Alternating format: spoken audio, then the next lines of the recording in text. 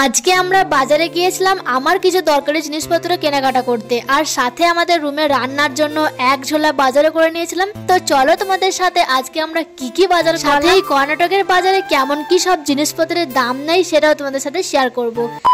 আসসালামু আলাইকুম এভরিওয়ান, কেমন আছো সবাই? আশা করছি সবাই ভালো আছো, আমিও আলহামদুলিল্লাহ অনেক ভালো আছি। আবারও একটা নতুন ব্লগে তোমাদের সবাইকে জানাই স্বাগতম। তো প্রথমেই আমরা চলে গিয়েছিলাম ছোটখাটো একটা মনোহারির দোকানে। সেখান থেকে আমি দুটো কাঁচি কিনলাম। একটার দাম নিয়েছিল 70 টাকা মতো, আর একটার দাম নিয়েছিল 90 টাকা। জানি না দামগুলো একদম ঠিক আছে কিনা, মনে হলো একটু বেশি, তবে দোকানদার বললো নাকি ভালো কোয়ালিটি। আর সেখানে আমি কালার পেন্টও খুঁজছিলাম, কিন্তু আমার যেটা দরকার ছিল সেই রংগুলো এখানে পেলাম না। দোকানদার বললো যে এই রংগুলো নাকি বুক স্টলে ছাড়া পাওয়া যায় না। তাই আমরা ঝটপট করে চলে এলাম একটা বুক স্টলের দোকানে, আর সেখানেই আমি পেয়ে গেলাম আমার পছন্দের সেই আপসারা কোম্পানির কালার। আর এর সাথে দুটো রং তুলিও নিয়েছিলাম। তুলিগুলোর দাম 15 টাকা করে পিস নিয়েছিল, আর এই কালারটার দাম নিয়েছিল 180 টাকা। গাইজ, এই কালারের দামটা আমার কাছে একটু বেশি মনে হলো। যাই হোক, এই দোকান থেকে আমি আরো কিছু জিনিসপত্র কিনেছিলাম, যেমন এই টিস্যু পেপার গুলো মাত্র 20 টাকা দাম নিয়েছিল, আর একটা পেন নিয়েছিলাম 10 টাকায়।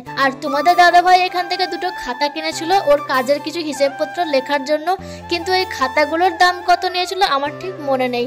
সবশেষে একটা জিনিস দেখে আর নিজেকে তো ধরে রাখতেই পারলাম না, এই ডিজাইনওয়ালা কাঁচি, মানে যেটা দিয়ে কাগজ কাটলে সুন্দর করে ডিজাইন হয়ে যায়। দারুণ কিউট লাগছিল দেখতে। দাম মাত্র 30 টাকা বলছিল, তাই একটা নিয়েই নিলাম। এইসব জিনিসপত্রগুলো আমি কিনলাম তার একটাই কারণ, আসলে আমি তো ঘরে সবসময় বেশিরভাগ টাইমই একাই বসে থাকি, তাই ভাবলাম যে নতুন কিছু ক্রিয়েটিভ করব। তো সেই কারণে এই জিনিসপত্রগুলো কেনা আর কি। তো আমি কি বানাবো, কি নতুন কিছু ক্রিয়েটিভ করব, সেটা দেখতে হলে তো তোমাদেরকে আমার ভিডিও ফলো করতে হবে। যাই হোক, মোটামুটি আমার সব দরকারি জিনিসপত্রগুলো কেনাকাটা হয়ে গেল। এরপর আমরা চলে এলাম সবজি বাজারে। সবজি বাজারে ঢুকতে তোমাদের দাদা ভাই আমাকে বললো যে আজকে পুরো বাজার কিন্তু আমি করব, তুমি শুধু বলো কি কি লাগবে আর ক্যামেরায় ভিডিও করো।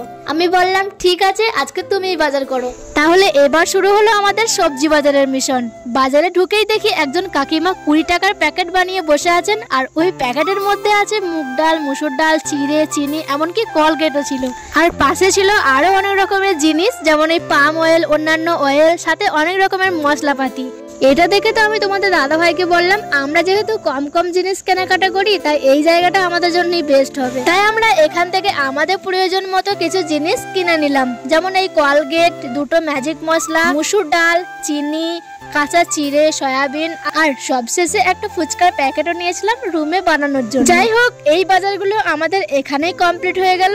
এরপর আমরা চলে এলাম সবজি নিতে। প্রথমেই তোমাদের দাদা ভাই যেটা তুলতে শুরু করলো সেটা হলো উচ্ছে, কারণ উচ্ছে ওর খুব ফেভারিট, তাই প্রথমেই কিছু উচ্ছে নিয়ে নিল, আর সাথে কয়েকটা গাজর নিলাম। গাজর আমার বেশ ভালো লাগে, তরকারিতে দিয়ে রান্না করলে দেখতেও ভালো লাগে আর খেতেও ভালো লাগে। আর তার সাথে দুটো বিট গাজরও নিয়েছিলাম। যেহেতু আজকে তোমাদের দাদা ভাই পুরো বাজার করছিল, তাই আমি ঠিকঠাক দামগুলো বলতে পারছি না, তবে এই কর্ণাটকের সবজি বাজারের দাম কিন্তু অনেকটাই বেশিই থাকে। যাই হোক, সবশেষে কিন্তু আমরা 2 কিলো আলু নিয়ে নিয়েছিলাম, আর তারপরে চলে এলাম শাক নিতে। এখানে দেখি এই কাকুটা একদম ছোট্ট ছোট্ট টাটকা শাক বিক্রি করছে, 20 টাকায় 1 কেজি করে দিচ্ছে। আমি তো ভাবলাম 10 টাকায় নেব, কারণ 20 টাকার আমার কাছে অনেকটা বেশি মনে হলো, কিন্তু দোকানদার বললো যে 10 টাকায় হবে না, 20 টাকা করেই দিচ্ছি। তাই বাধ্য হয়ে আমাদেরকে 20 টাকার শাকই নিতে হলো। তবে এই শাকটা কি শাক আমি ঠিক চিনতে পারছিলাম না, পুনকা শাক নাকি অন্য কিছু। তোমরা যদি চিনে থাকো তাহলে আমাকে অবশ্যই কমেন্টে জানিও। এরপর তো তোমাদের দাদা ভাই বাজার করতে করতে হাঁপিয়ে উঠলো, বললো তুমি করো, আমি আর পারছি না।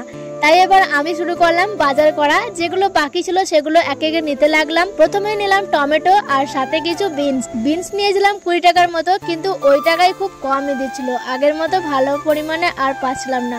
টমেটো নিয়েছিলাম 500 গ্রাম, তবে ঠিক দামটা মনে নাই। এরপর দেখি বাজারে এক জায়গায় পেঁয়াজের ছোট ছোট কলি বিক্রি করছে, এগুলো 20 টাকার দিচ্ছিল, তাই একটা নিয়ে নিলাম। আর হ্যাঁ, এখান থেকে না 20 টাকার ভেন্ডিও নিয়েছিলাম।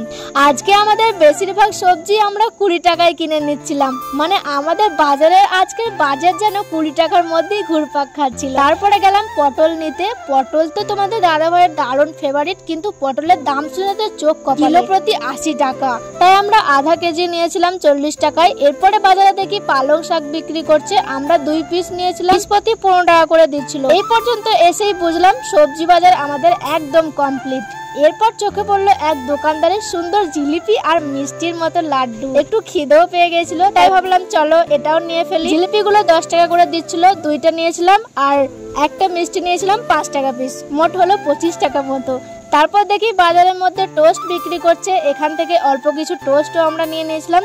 ব্যাস এইবার পুরো কেনাকাটা আমাদের একদম শেষ। এরপর আমরা গেলাম একটা হোটেলে একটু খাওয়া দাওয়ার জন্য, কারণ তখন তো একেবারে খিদে লেগে গিয়েছিল। হোটেলে আমরা চাপাতি রুটি অর্ডার করেছিলাম, সাথে ছিল চিকেন কিমা আর একটা স্পেশাল আইটেম ছিল, নামটা ঠিক জানি না, তবে খেতে কিন্তু দারুণ লেগেছে। দেখতে ছিল একদম পরোটার মতো, কিন্তু ওটা পরোটা না, তেলে ভেজে দিলে একেবারে পরোটার মতোই হয়ে যেত। তো আমরা খাওয়া শুরু করে দিলাম। খেতে খেতে দেখলাম দুপুর হয়ে গেছে। আর হ্যাঁ, ওই দিন না শুক্রবার ছিল, মানে জুম্মার দিন। তোমাদের দাদা ভাই তো বাড়ি থেকে গোসল করেই এসেছিল, এই হোটেল থেকে বেরিয়ে পাশের একটা মসজিদে গিয়ে নামাজটা পড়ে নিল। আর আমি কিছুক্ষণ বাইরে ওয়েট করছিলাম। নামাজ শেষে আমরা দুজনে বাড়ি চলে এলাম। এই ছিল আজকের ব্লগের পুরো গল্প। আশা করি তোমরা মজা পেয়েছো, আর যদি পছন্দ হয় তাহলে একটা লাইক করে কমেন্ট করে দিও। চ্যানেলে নতুন হয়ে থাকলে সাবস্ক্রাইব করে পাশে থেকো। দেখা হবে আবার পরে ভিডিও।